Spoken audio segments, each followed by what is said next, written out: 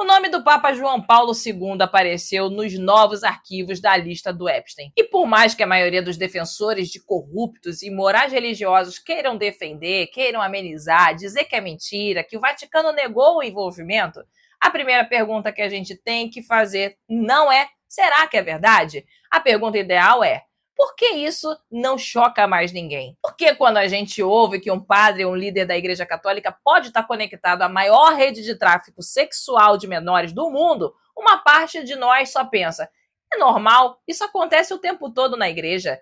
Isso não é normal. E a falta de choque da população é justamente o sintoma mais perigoso da naturalização da imoralidade que a igreja transformou em uma cultura, um reflexo do que a igreja, por séculos, vem tratando como normal, afinal, o homem é falho. Mas se nós, que não somos cúmplices ou coniventes com os crimes da igreja, continuarmos aceitando, aí somos nós que estamos normalizando o inaceitável. Hoje, nesse vídeo, eu não vou falar só de uma lista. Eu quero falar dessa nossa complacência, da nossa cumplicidade silenciosa com a maior e mais antiga e mais bem protegida organização de abuso infantil da história da humanidade, que é a Igreja Cristã. E se esse tema te causa a mesma indignação que me causa, se você se identifica com os meus temas e você também acha que esse silêncio precisa acabar, já se inscreve aqui no canal e ativa o sininho de notificações. Se inscrever não custa nada para você, mas é a melhor forma de fazer esse trabalho crescer e ajudar essa mensagem a chegar a mais pessoas. Bom,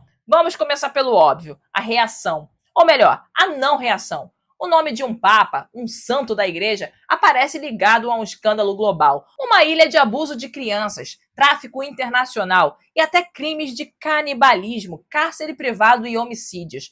E o que a gente vê? Um silêncio ensurdecedor. Uma notinha de rodapé, um vamos aguardar as investigações. A mídia tradicional, que destrói reputações por muito menos, trata o assunto com uma pinça de cirurgião, com medo de tocar na ferida. Os grandes jornais, que fariam carnaval se fosse um político de esquerda, de repente ficam prudentes, cautelosos, falam em supostas ligações, contexto ainda não esclarecido. O Vaticano nega a ligação do Papa com Jeffrey Epstein. Tá todo mundo falando de Trump, de Elon Musk, de Bill Gates, dos príncipes e princesas, dos artistas, pessoas que têm uma trajetória recente na mídia. O mundo tá em chamas e com razão, mas quando aparece a relação com a igreja, aí não. Com a igreja, a gente espera, a gente pondera, a gente dá o benefício da dúvida. Por quê? Porque a Igreja Católica tem um privilégio de impunidade social que nenhuma outra instituição no mundo possui. Um privilégio construído com séculos de poder, dinheiro e, principalmente, do medo que as pessoas têm da igreja. E é por isso que essa notícia não é uma revelação, é uma confirmação. É a peça que faltava para a gente entender que o padrão de abuso dentro da igreja é sistêmico. Não é um ponto fora da curva, é a própria curva. É a continuação da mesma história que a gente viu em Boston, com o escândalo que o filme Spotlight mostrou. É a continuação da história de Marcial Maciel, fundador dos Legionários de Cristo, um predador sexual que abusou dos próprios filhos e de dezenas de seminaristas, enquanto era protegido e elogiado pelo próprio João Paulo II. É a continuação dos relatórios devastadores da Irlanda, da Alemanha, da França, da Austrália, da Pensilvânia, de Portugal, de Angola, de Moçambique. O fato é simples de analisar. Não é uma maçã podre no cesto. É a porra do cesto inteiro da igreja que está contaminado há séculos com fruto direto da própria doutrina cristã. E sempre aparece um para dizer: é um erro do homem, não é da igreja. Essa é a maior e mais desonesta mentira de todas, porque é a estrutura da igreja que permite, incentiva e acoberta os abusos, violências e crimes. Vamos ser claros aqui. O celibato obrigatório, uma política antinatural para o ser humano que comprovadamente atrai e protege homens com inclinações predatórias, criando um ambiente de repressão sexual doentia. A hierarquia vertical, que exige obediência cega e impede que qualquer um denuncie um superior, sob pena de excomunhão ou destruição da sua vida. O culto ao segredo, onde a confissão vira uma ferramenta de silenciamento. Os crimes que eles chamam de pecado é trancado às 7 chaves. E a lealdade à instituição está sempre acima da proteção de uma criança. E o mais criminoso de tudo isso, a política sistemática de transferência de padres.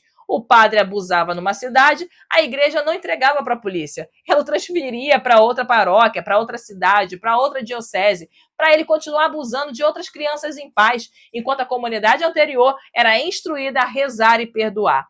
Isso não é um erro do homem, isso é um erro na política institucional da igreja. E pior ainda, um erro gravíssimo no nosso sistema de leis que não regulamenta e fiscaliza as igrejas. Infelizmente, o nosso país, assim como todo o Ocidente, comprou a mentira narrativa iluminista do Estado laico, criado pela igreja, que é um sistema desenhado para proteger a igreja e condenar a vítima. E se o que eu tô falando aqui tá fazendo sentido para você, já deixa a sua curtida aqui, porque o algoritmo precisa entender que esse assunto é importante e que nós não vamos mais aceitar o silêncio. E tem muita gente que chega até o final aqui e esquece de curtir. E também comenta aqui embaixo, na sua opinião, qual outra instituição no mundo sobreviveria a um escândalo dessa magnitude? O que você acha que deveria acontecer com os pastores e padres em caso de abuso infantil?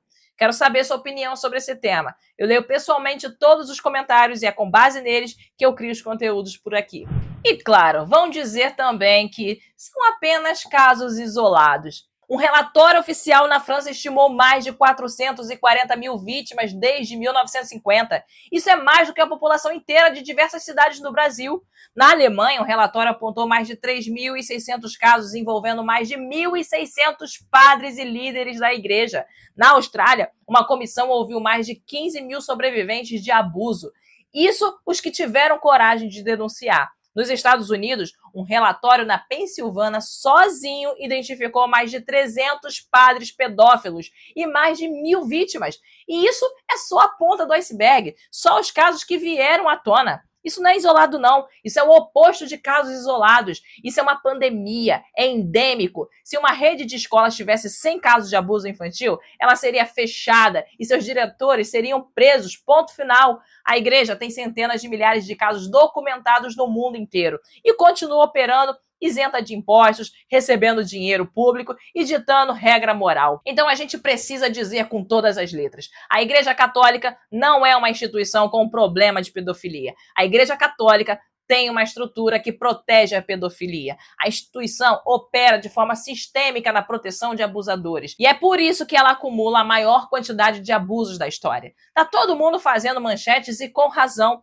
Mas esse esquema, o Epstein, foi entre 1996 a 2019, ou seja, em torno de 25 anos. E segundo as investigações, envolveu aproximadamente 250 meninas. Mas a igreja está nisso há séculos. Os relatórios, desde 1950, só na França e na Espanha, somam mais de 800 mil casos registrados. E cadê a repercussão desse cenário que devia ser inaceitável? Mas ao invés de indignação, de revolta, de cobrança e ação por parte da justiça em desmontar a blindagem institucional da igreja, o que a gente vê pelos próprios padres e pastores cristãos? A teologia do perdão. Eles pegam a vítima, uma criança traumatizada para sempre, e dizem que ela precisa perdoar, que o caminho da cura é o perdão. Mas perdoar quem? O padre que a estuprou? A instituição que o protegeu? E o que acontece com o agressor? Bom, ele vai fazer uma confissão, vai rezar 1 ou 2 Aves Maria, muda de igreja e na teologia deles ele está absolvido. O pecado dele é lavado, enquanto a sujeira, o trauma, a dor ficam na vítima para o resto da vida. Isso é abuso do pior tipo que existe. E quem criou isso foi a própria igreja. É uma inversão absurda que coloca o fardo na vítima, que se sente culpada por não conseguir perdoar o crime que a destruiu. Na igreja, a ideia de perdão não é uma ferramenta de cura, é uma ferramenta de impunidade. E nós precisamos começar a nos questionar, porque nós ainda aceitamos isso. Porque a sociedade que evoluiu em tantas coisas continua tratando a igreja como uma vaca sagrada intocável. Porque nós aceitamos que eles abram a boca para cagar regras morais para a sociedade. Porque nós ainda aceitamos que eles criem guerras e divisões dentro do nosso povo com essa mitologia perversa e violenta que eles chamam de Deus. O nome disso é colonização mental. Nós, especialmente aqui no Brasil, vivemos há 500 anos sob uma colonização que não foi só econômica e física, foi psíquica. A cruz chegou junto com a espada e nós fomos ensinados, geração após geração, a não questionar a igreja. Nós fomos ensinados a ter medo da igreja, medo de Deus, medo da punição, acreditar que a igreja é uma instituição divina, que ela está acima das leis, dos homens, acima da justiça, acima da moral. É um medo quase inconsciente, uma âncora mental que ainda paralisa as pessoas, mesmo as que já saíram da igreja. E claro, esse medo é reforçado pelo poder político e financeiro que a igreja acumulou durante milênios de poder e controle. O que você precisa entender sobre a igreja é que ela é uma instituição de outro país, infiltrada na sociedade como se fosse neutra, mas não é. O Vaticano é um Estado soberano com embaixadas, diplomatas, imunidade diplomática. Eles têm um patrimônio estimado em 3 trilhões de dólares, regada por ouro e luxo de todos os tipos, enquanto prega pobreza e humildade. A Igreja Católica é a maior proprietária de terras do mundo depois dos governos. Ela influencia eleições, faz lobby contra direitos reprodutivos, contra casamento igualitário, contra a educação sexual nas escolas. Ela tem poder de veto informal em políticas através das bancadas cristãs. E quando alguém ousa investigar, quando um promotor ousa processar, a máquina se move. Advogados caros, pressão política, ameaças veladas, discurso falso de perseguição religiosa e a mídia, que tem laços históricos e financeiros com a igreja, trata tudo com luvas de pelica. É como uma síndrome de Estocolmo coletiva. A humanidade vive hoje como uma vítima que, após séculos de abuso e controle, passou a defender o seu agressor e ver valor no que ele faz. A igreja diz que oferece consolo, sentido, comunidade com uma mão, enquanto abusa, explora e controla com a outra. Ela oferece rituais para marcar a vida das pessoas, batismo, casamento, funeral, e com isso ela se torna parte da identidade da história. Aí mesmo depois que você saiu da igreja ou não acredita mais no Deus da Bíblia, mas quando você olha suas fotos de casamento, é na igreja. Você vai no cemitério como um tributo ao conceito de morte criado pela igreja. E é por essa fusão forçada da igreja com o nosso passado e contexto social que muitas pessoas têm dificuldade de olhar para a instituição e dizer: você não tem moral. Vocês são a instituição onde o maior grupo de abusadores infantil do mundo se esconde. Vocês deviam ser regulamentadas, fiscalizadas e punidas pelo Estado. Se você parar para pensar com racionalidade e olhando para a história, você vai perceber que a relação da nossa sociedade com a igreja não é de fé, nunca foi, é de trauma. Somos uma sociedade que desenvolveu características culturais terríveis e abomináveis por influência única da igreja. Ela criou a escravidão que durou mais de 300 anos no mundo e que colhemos os reflexos até hoje. A igreja criou a diminuição da mulher e os crimes de feminicídio que vivenciamos hoje. Ela criou as regras de relação que criam casamentos infelizes em escala, homens e mulheres frustrados sexualmente. A igreja criou o preconceito, a discriminação com pessoas LGBTs que nós enfrentamos hoje. A igreja é promotora do negacionismo científico que custou mais de 700 mil mortes durante a pandemia e que atrapalha os avanços sociais e científicos. A igreja criou o bolsonarismo que nós temos que vencer aqui no Brasil. E mesmo com tudo isso, a gente foi ensinado que questionar a igreja é questionar a Deus, que criticar a instituição é atacar a fé das pessoas. Isso é mentira, isso é uma manipulação narrativa, porque aí qualquer crítica legítima, qualquer denúncia de crime vira perseguição religiosa, vira intolerância, vira ataque à fé. E as pessoas que realmente têm boa fé, que não tem nada a ver com os crimes, se sentem atacadas e saem em defesa dessa instituição imoral. E é assim que a igreja usa os fiéis como escudo humano. É assim que ela transforma as vítimas em defensores. Se você chegou até aqui, eu tenho certeza que você não aceita mais ser cúmplice de tudo isso. E a melhor forma de ajudar e não compactuar com isso é fazer essa denúncia chegar em mais pessoas que precisam entender essa manipulação. Então curte e compartilha esse vídeo. Manda no grupo da família, dos amigos, do trabalho, porque esse debate precisa sair da nossa bolha.